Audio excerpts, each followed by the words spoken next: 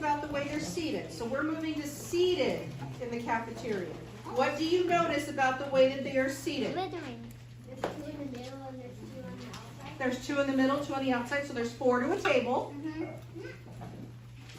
What else do we notice, Miss Gauna? They're not what? They're not looking behind themselves. Today, remember we talked about respect on the Thursday that we got back from winter break? We talked about the SOPs specific to respect. So we're going to review this, but then we're going to talk about what happens when we show disrespect. What are those steps that should happen when a student shows disrespect, whether it be one time or whether it be more, okay? So you'll notice we have a step 1, step 2, step 3.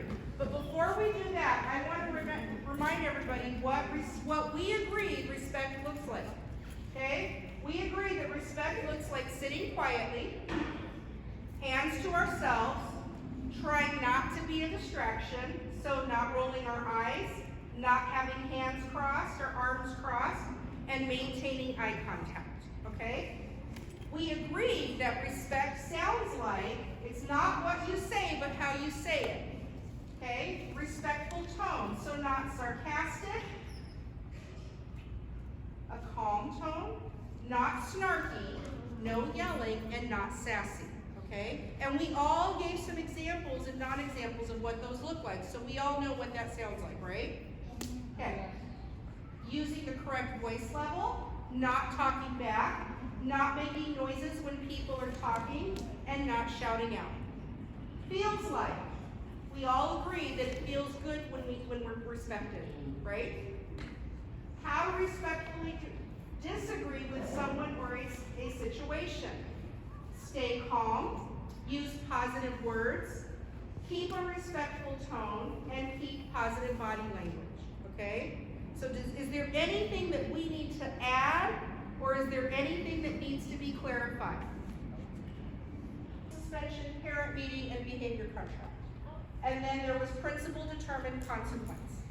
So there seems to be some disagreement on what step 1 should be. So we need to come to consensus.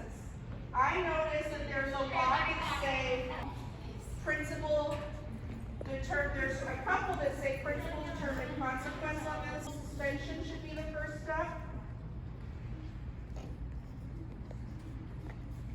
Jameson, what do you think? What should be the first step? Like the parent contact, or like parent calling. So the parent phone call by teacher, should that be step 1, step 2, or step 3?